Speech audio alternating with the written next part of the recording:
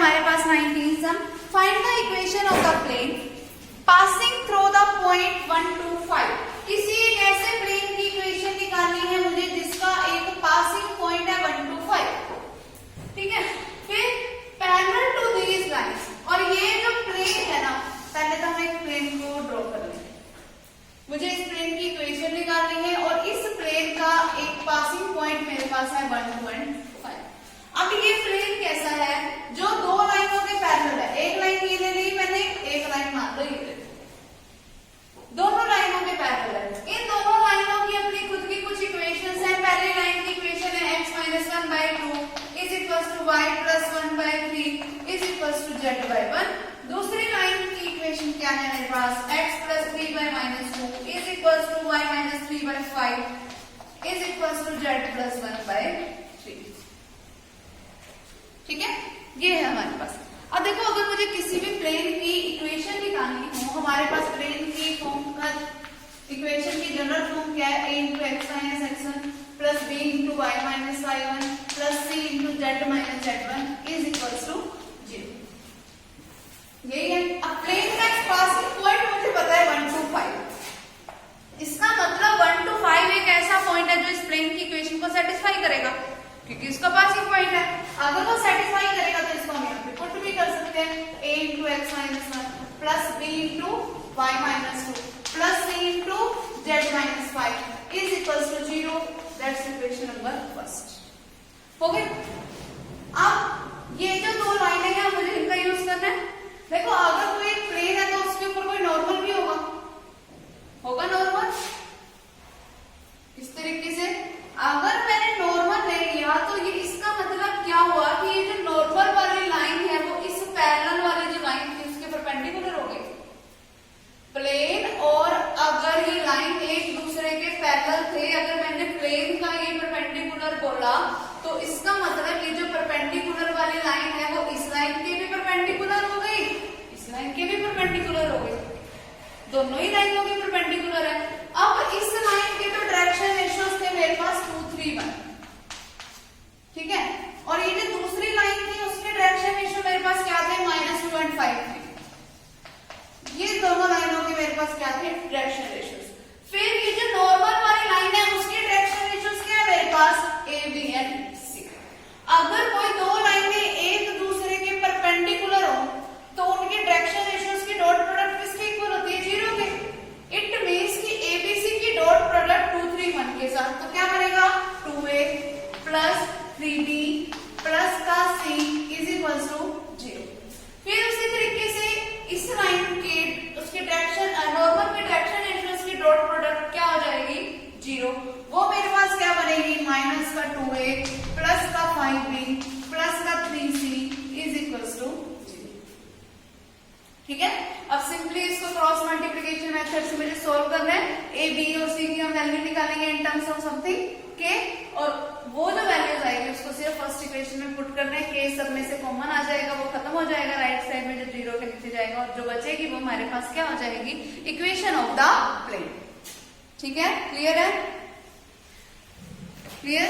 Next हम देखो फिर 20th। Find the equation of the plane.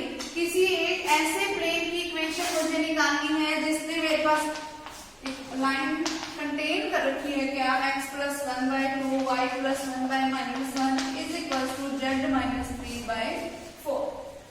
फिर and perpendicular to this plane x + 2y + z - 12 is equals to 0।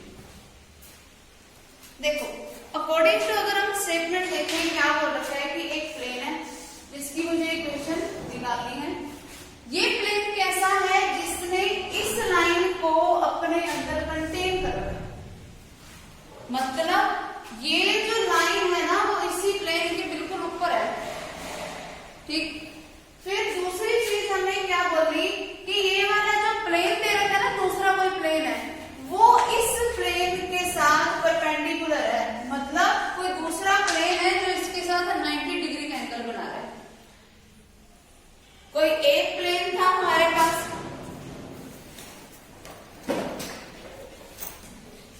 देखो कोई एक प्लेन है ये हमारे पास, कोई दूसरा प्लेन मैंने ये इसके ऊपर 90 डिग्री का एंगल बनाते हुए, क्योंकि यही रहता है कोई एक इस प्लेन की मुझे इक्वेशन निकालनी है जिसने अपने ऊपर एक लाइन को कंटेन कर रखा है, ठीक है। फिर कोई दूसरा हमें एक प्लेन दे रखा है जो इसके बिल्कुल क्या है, परपेंडिकुलर है। इट मींस हुआ क्या कि अब देखो इस प्लेन का खुद का कोई ऐसे नॉर्मल होगा, फिर जो मैंने ये वाला प्लेन इसके ऊपर परपेंडिकुलर प्लेन लिया है उसका खुद का भी इस डायरेक्शन में एक नॉर्मल निकलेगा। तो अब ये जो दोनों नॉर्मल्स हैं आपस में भी क्या बन जाएंगे, परपेंडिकुलर बन जाएंगे। जब ये दोनों प्लेन्स एक दूसरे के परपेंडिकुलर है, इट मींस कि उनके दोनों नॉर्मल्स एक दूसरे के परपेंडिकुलर है, इट मींस कि उनके दोनों नॉर्मल्स की डॉट प्रोडक्ट क्या है, 0 की। समझ आई बात। अब देखो ये प्लेन था जिसने ये लाइन कंटेन कर रखी है, मतलब इसका एक पासिंग पॉइंट तो ये भी है, क्योंकि अगर लाइन का पासिंग पॉइंट है मेरे पास -1 और 3, तो क्योंकि लाइन प्लेन के ऊपर थी इट मींस कि प्लेन का भी तो एक पासिंग पॉइंट यही है। आगे समझ बात। तो वो मेरे पास देखो क्या बनेगा, सबसे पहले किसी प्लेन की मुझे जनरल इक्वेशन की बात करनी है, तो a इंटू एक्स माइनस में माइनस का 1 आएगा, minus minus plus, plus b into y minus में माइनस का 1 आएगा, minus minus plus, plus c into में z minus 3 is equals to 0। जिस प्लेन की मैंने इक्वेशन निकाली है ये उसकी जनरल फॉर्म होगी। समझ आ गई इतनी बात। फिर ये जो प्लेन है वो इस प्लेन के परपेंडिकुलर था, जिस प्लेन की मुझे इक्वेशन निकालनी है उसके डायरेक्शन रेशियोज तो है ABC, है ना। जो गिवन प्लेन है उसके डायरेक्शन रेशियोज क्या है, देखो जो इनके कोएफिशिएंट्स हैं x y z के वो क्या है 1 2 और 1, यानी कि जो गिवन प्लेन है उसका नॉर्मल वेक्टर के कोएफिशिएंट्स क्या है 1 2 1। अगर दोनों प्लेन एक दूसरे के परपेंडिकुलर थे इट मींस कि दोनों के नॉर्मल भी एक दूसरे के परपेंडिकुलर थे, तो ABC की डॉट प्रोडक्ट 1 2 1 के साथ क्या हो जाएगी 0, तो वो क्या बन जाएगा a plus 2b plus c is equals to 0। आगे समझ। फिर उसके बाद नेक्स्ट चीज, अभी मुझे a b c की वैल्यू फाइंड आउट करने के लिए कोई एक और इक्वेशन की जरूरत है, तभी क्रॉस मल्टीप्लिकेशन मेथड का यूज करोगे, वो a b c की वैल्यू को यहाँ पर पुट करके हमें प्लेन की इक्वेशन मिलेगी, ठीक है। वो दूसरी इक्वेशन हम मैं निकाल लूंगी किसकी हेल्प से, इस गिवन लाइन की हेल्प से, क्योंकि प्लेन से मैं मैक्सिमम काम इतना ही कर सकते थे, जो एक प्लेन गिवन था उससे हम मैक्सिमम काम इतना ही कर सकते थे। अब मुझे ये पता है कि ये जो प्लेन है उसके खुद के कोई डायरेक्शन रेशियोज हैं, जो जो प्लेन में ये जो लाइन कंटेन कर रखी है उसके कुछ डायरेक्शन रेशियोज हैं 2 -1 और 4। जो गिवन लाइन है उसके डायरेक्शन रेशियोज क्या है 2 -1 और 4। जिस प्लेन की मुझे इक्वेशन निकालनी है उसके ऊपर कोई नॉर्मल की भी लाइन होएगी ना, उस प्लेन के ऊपर कोई नॉर्मल की लाइन। इसका मतलब अब देखो अगर ये वाली लाइन इस प्लेन के बिल्कुल ऊपर है, अगर मैं नॉर्मल को एक्सटेंड कर दूं तो इसका मतलब ये है कि ये जो नॉर्मल वाली लाइन है इस गिवन लाइन के भी परपेंडिकुलर हो गई। अगर नॉर्मल वाली लाइन इस गिवन लाइन के भी परपेंडिकुलर है इट मींस कि दो लाइनें जब एक दूसरे के परपेंडिकुलर है तो उनके डायरेक्शन रेशियोज की डॉट प्रोडक्ट 0 के इक्वल। अब ये जो गिवन जो प्लेन मुझे निकालना है उसके डायरेक्शन रेशियोज क्या है ABC, उसकी डॉट प्रोडक्ट इस लाइन के डायरेक्शन रेशियोज के साथ, लाइन के डायरेक्शन रेशियोज क्या है 2 -1 and 4, इसके साथ उसकी डॉट प्रोडक्ट क्या हो गई 0। तो 2a - b plus 4c is equals to 0, equation number 3 बन गई। आगे समझ। अब सिर्फ इनको सोल्व करना है क्रॉस मल्टीप्लिकेशन मेथड लगा के, और यहाँ पर हम वैल्यू पुट कर देंगे, क्या आ जाएगी हमारे पास equation of the plane. Clear. Next देखिए,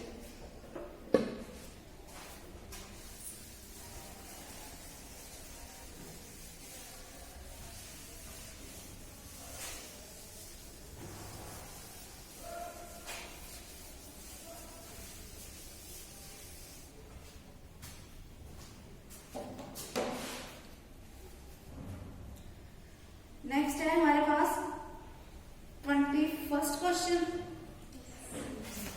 देखो, find the equation of a plane passing through the 2 points and parallel to the given line.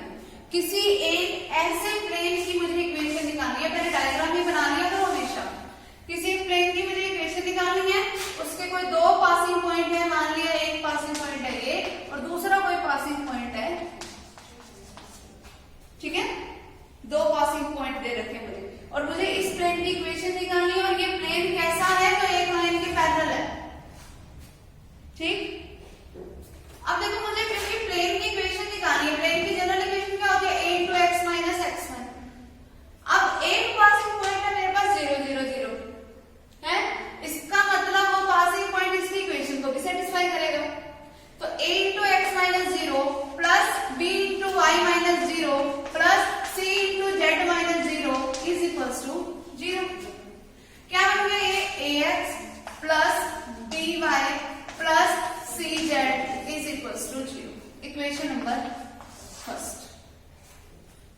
इसका मतलब अगर मैं अब ए बी सी की वैल्यू निकालूंगी वो यहाँ पर पुट कर दूंगी, मेरे पास प्लेन की इक्वेशन बन जाएगी। ठीक, अब इसी प्लेन का अनदर पासिंग पॉइंट मुझे दे रखे 3 -1 और 2, इसका मतलब ये पॉइंट भी तो इसकी इक्वेशन को सेटिस्फाई करेगा, करेगा ना। तो 3 -1 और 2 को यहाँ पर पुट करो, x की जगह पे 3 पुट करोगे तो 3a माइनस का b, z की जगह पे 2 पुट करोगे तो प्लस का 2c is equal to 0, equation number 2। आगे समझ, एक एबीसी में मेरे को इक्वेशन मिल गई। उसके बाद एक मुझे लाइन दे रखी है, क्या है इस लाइन की इक्वेशन देखो, x - 4/1 is equal to y + 3y - 4 is equal to z + 1/7। ये मुझे इस लाइन की इक्वेशन दे रखी है। अब देखो प्लेन के ऊपर जिस प्लेन की मुझे इक्वेशन निकालनी है उसके ऊपर कोई नॉर्मल भी होएगा जिसके डायरेक्शन रेशियोज क्या है, a b और c, जिसके डायरेक्शन रेशियोज क्या है, a b और c।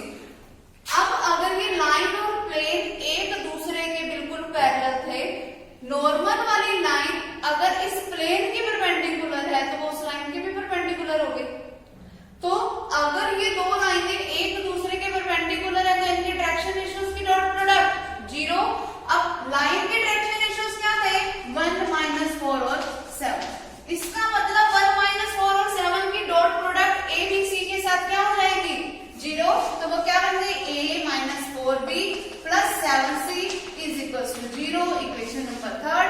अब इनको सोल्व करना है, मेरे पास ए बी सी की वैल्यूज आ जाएंगी, इस इक्वेशन में पुट कर देना, इक्वेशन ऑफ द प्लेन आ जाएगी। बस समझ आ गई बात, क्लियर है।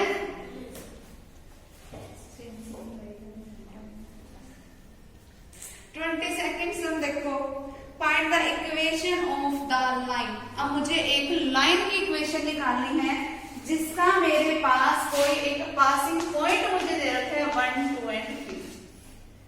ठीक है, किसी लाइन की इक्वेशन निकालनी है। लाइन की इक्वेशन निकालने के लिए मुझे क्या क्या पता होना चाहिए, लाइन की जनरल फॉर्म क्या होती है, r vector is equal to a vector plus lambda times of m vector, where a vector is the passing point of the line और m वेक्टर क्या होता है, उस लाइन के डायरेक्शन रेशियोज।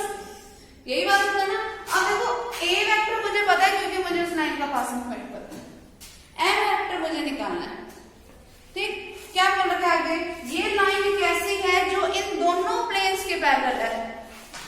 डायग्राम अगर मैं बनाऊं तो ये कोई लाइन हो गई, एक प्लेन हो गया कोई, एक कोई दूसरा प्लेन हो गया मेरे पास ये। ठीक है, इस प्लेन की जो जनरल इक्वेशन है वो मेरे पास क्या है, x - y + 2z is equal to 6। इस लाइन की जो जनरल इक्वेशन है वो मेरे पास क्या है, 3x + y - z is equal to 5। ठीक है, इसका मतलब क्या है कि इस प्लेन का जो नॉर्मल वेक्टर है ना उसके डायरेक्शन रेशियोज क्या हो गए, 1 - 1 और 2। इस प्लेन की इक्वेशन को देखो तो इस प्लेन का जो नॉर्मल वेक्टर है उसके डायरेक्शन क्या है, 3, 1 और -1। ठीक, अब देखो मुझे अगर इस लाइन के डायरेक्शन रेशियोज निकालने हैं तो वो मेरे पास निकाल लूंगी कैसे, वो देखो मैं इस लाइन के ऊपर जो नॉर्मल होएगा वो कुछ ऐसे होएगा, इस लाइन के ऊपर जो नॉर्मल होएगा वो कुछ ऐसे होएगा ना, जिसके साथ 90 का एंगल बनाए। इस प्लेन के ऊपर जो नॉर्मल होएगा वो कुछ ऐसे 90 का एंगल बनाएगा। सेम उसी तरीके से इस प्लेन के ऊपर जो नॉर्मल होएगा वो भी 90 का एंगल बनाएगा। मतलब ये जो नॉर्मल्स हैं वो दोनों इसके भी परपेंडिकुलर है, इस लाइन के भी, क्योंकि तीनों आपस में पैरेलल में पड़ी थी। तो अगर ये कोई परपेंडिकुलर वाली लाइन है इस प्लेन के ऊपर, ये कोई परपेंडिकुलर वाली लाइन है इस प्लेन के ऊपर, और क्योंकि तीनों आपस में पैरेलल में पड़े थे तो इसका मतलब ये जो दोनों परपेंडिकुलर वाली लाइन है वो इस वाली लाइन के ऊपर भी परपेंडिकुलर ही बनेगी। ठीक है, तो इस लाइन के ऊपर परपेंडिकुलर वाली लाइन ये वाली हो गई, जिन दोनों के मुझे डायरेक्शन रेशियोज पता है। अब मुझे किसी अगर एक लाइन के क्या निकालने हो, डायरेक्शन रेशियो निकालने हैं, क्योंकि मुझे इस लाइन का कोई पासिंग पॉइंट पता है, मुझे इस लाइन के डायरेक्शन रेशियो निकालना है।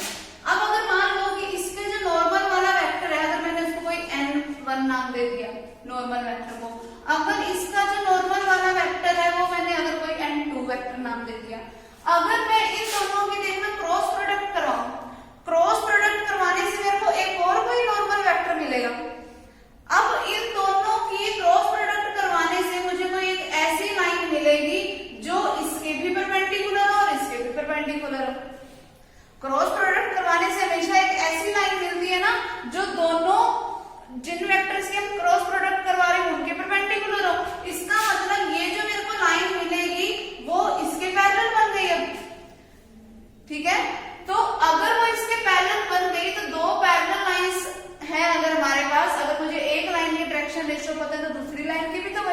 रेशियोज होते हैं। समझ आई बात? तो इसका मतलब मुझे n वेक्टर मिलेगा कैसे, जब मैं n वेक्टर की क्रॉस प्रोडक्ट करवाऊंगी किसके साथ, n2 वेक्टर के साथ। ठीक है, क्लियर? तो इनकी क्रॉस प्रोडक्ट करवानी है, कैसे कराओगे, m vector is equal to i cap j cap k cap, फिर अब n1 वेक्टर के कोफिशिएंट्स लिखो, n1 के क्या है कोफिशिएंट 1 -1 and 2, n2 वेक्टर के कोफिशिएंट क्या है 3 1 and -1। सिर्फ अब इसको सोल्व कर ले, वो मेरे पास क्या हो जाएगा, m वेक्टर आ जाएगा। फिर यहाँ पर a वेक्टर की a1 वैल्यू और m वेक्टर की यहाँ से जो वैल्यू आएगी वो पुट कर दो, वो मेरे पास क्या हो जाएगी, इक्वेशन ऑफ द लाइन। ठीक है, ये सब सिर्फ तभी सॉल्व हो सकेगा जब डायग्राम बना के देखोगे, अदरवाइज कभी नहीं समझ आएगा सब में करना क्या है। ये चीज ध्यान रखना हमेशा। ठीक है, नेक्स्ट देखो फिर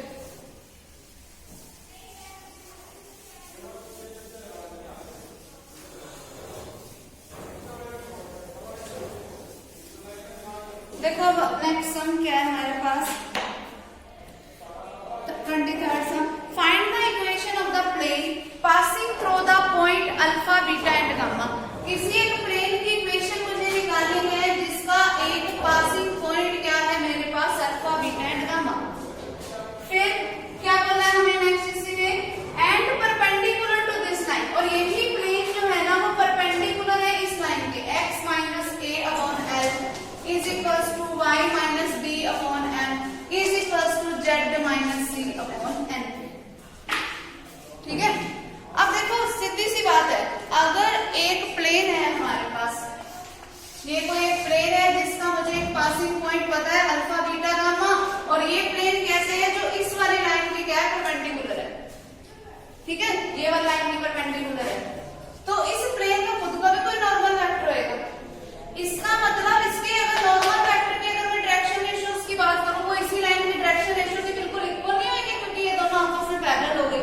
अब इस लाइन के डायरेक्शन रेशियोज क्या है, l m और n, इसका मतलब नॉर्मल के भी डायरेक्शन रेशियोज क्या हो गए, l m और n, क्योंकि दोनों लाइनें अकॉर्डिंग टू डायग्राम देखो दोनों सेम पैरेलल बन गई ना।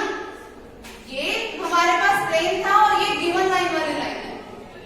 ये मैंने नॉर्मल वेक्टर जो मैं किसी भी प्लेन की इक्वेशन निकालने के लिए लेती हूँ वो क्या होती है, a into x minus x1 लिखते हैं, पासिंग पॉइंट मुझे पता है a into x minus alpha, plus b into क्या आएगा y minus beta, plus c into क्या आएगा z minus gamma is equals to 0। ठीक है, यही होती है हमारे पास जनरल फॉर्म, और a b c क्या होते हैं, नॉर्मल के डायरेक्शन रेशियोज होते हैं। नॉर्मल के डायरेक्शन रेशियोज मेरे पास क्या आ गई, l n और n, क्योंकि दो लाइनें एक दूसरे के क्या हो गई थी, पैरेलल हो गई थी, तो दोनों के डायरेक्शन रेशियो सेम ही होंगे। तो मतलब n पुट कर दो इसकी जगह पे, l into x minus alpha plus b n into y minus beta plus n into z minus gamma is equals to 0 is the required equation of the plane. आगे समझ, सिंपल था। Next देखो, find the equation of the plane passing through the point 0 1 2। Same question है, बस l m n की जगह पे अब डायरेक्शन रेशियोज क्या है मेरे पास, 2 माइनस 1 और 1। सेम है ना क्वेश्चन, क्लियर। अगला देखो, find the coordinates of the point.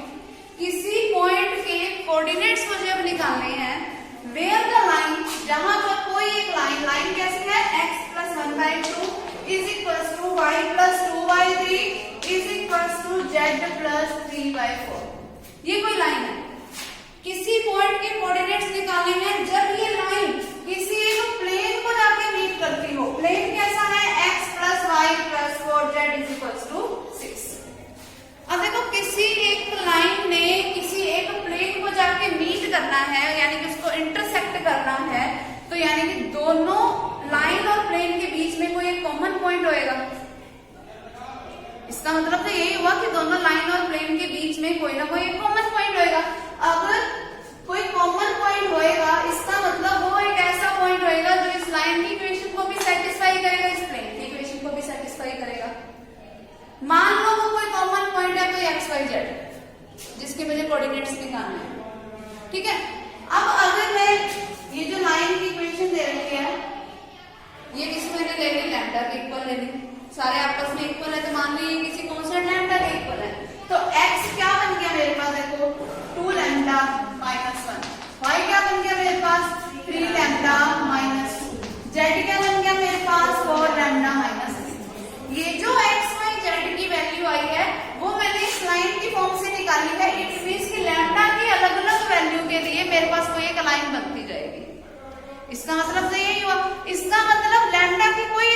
ऐसी वैल्यू भी होगी जिसकी वजह से मुझे एक्स वाई जेड का कोई एक ऐसा पॉइंट मिलेगा जो इस प्लेन के बिल्कुल ऊपर भी होएगा ना। लैम्डा की कोई ऐसी वैल्यू भी होगी जो इस पॉइंट के लिए इस प्लेन की इक्वेशन को भी सेटिस्फाई करेगा। मान लो वो मैंने कोई पॉइंट जनरली लैम्डा ही ले रखा है। अब अगर क्योंकि ये वाला पॉइंट इसकी इक्वेशन को सेटिस्फाई करेगा तो मतलब इस पॉइंट्स को मैं यहाँ पे पुट कर सकती हूँ। अगर मैंने इसको पुट किया यहाँ पर तो ये क्या बन गया 2 लैम्डा माइनस 1 प्लस में y की जगह पे लिखो क्या 3 lambda minus 2 plus 4 into z की जगह पे मैं क्या लिखूं 4 lambda minus 3 is equal to 6। ठीक है, सॉल्व करो इसको। 2 lambda plus 3 lambda 5 lambda minus 3 plus 16 lambda. ठीक है, अब 5 लैम्डा प्लस 16 लैम्डा 21 लैम्डा। यहाँ से क्या आया माइनस का 50 जो कि उधर जाके प्लस का हो गया तो 21। लैम्डा की वैल्यू क्या आ गई 1। अगर लैम्डा की वैल्यू 1 है यहाँ पर पुट कर दो तो x की वैल्यू क्या बन गई 2 इंटू 1 माइनस 1। y की वैल्यू क्या आ गई 1। z की वैल्यू 1। तो इसका मतलब वो कॉमन पॉइंट क्या था उनका 1 1 1। आगे समझ क्लियर है।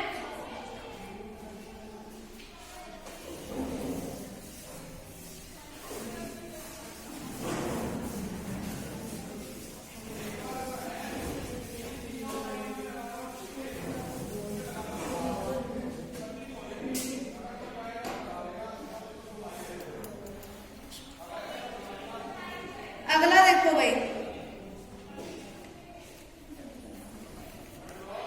देखो 26 find the point of intersection of the line and the plane. Same question है।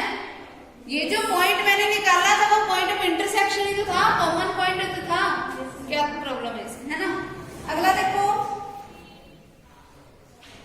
इसी का ना एक बार 26 का सेकंड पार्ट देखो।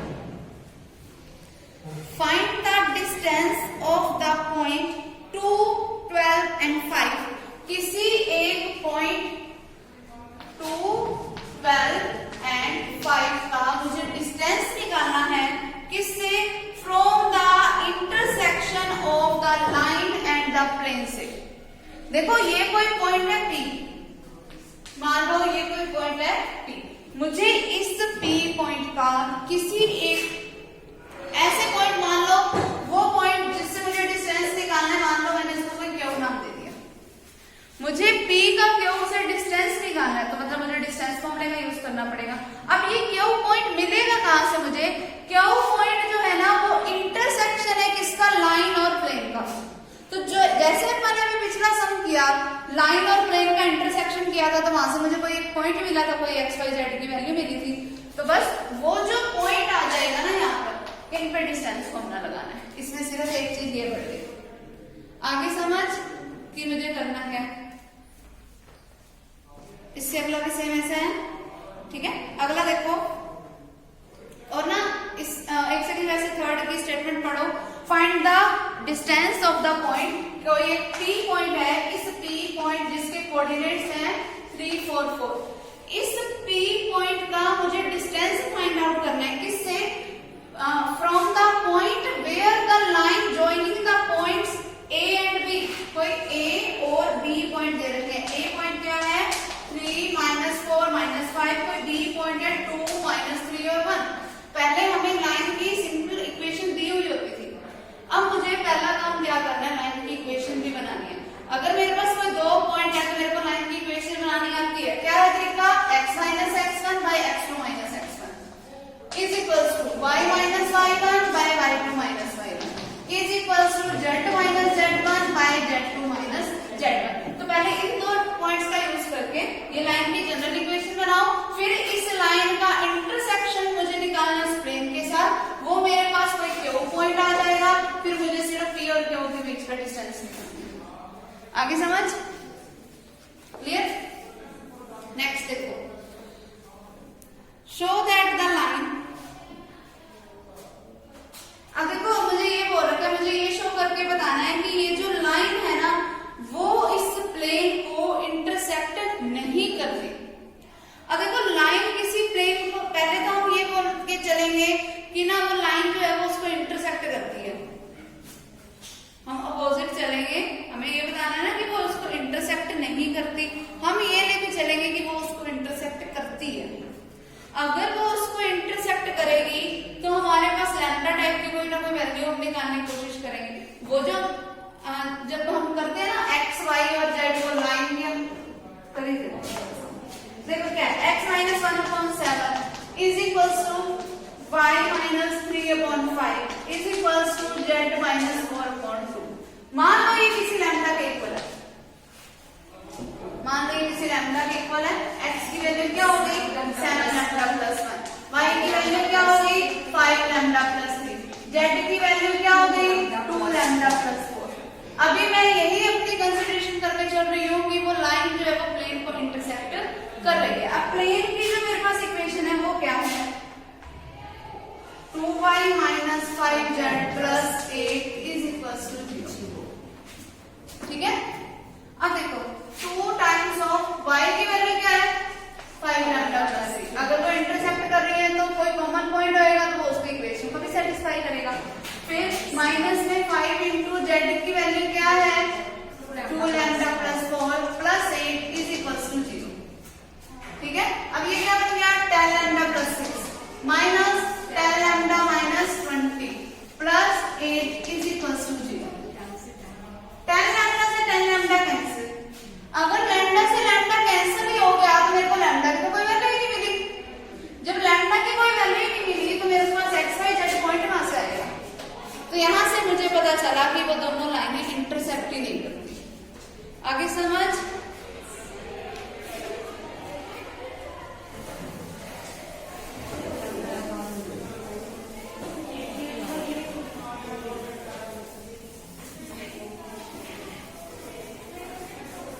नेक्स्ट देखो,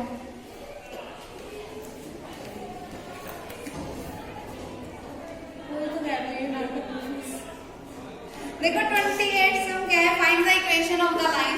किसी लाइन की मुझे अब इक्वेशन निकालनी है जो ज्वाइन करके बनी हो किसी पॉइंट 103, कोई एक पॉइंट है हमारे पास 103 एंड सेकंड पॉइंट क्या है point of intersection of the line and the plane.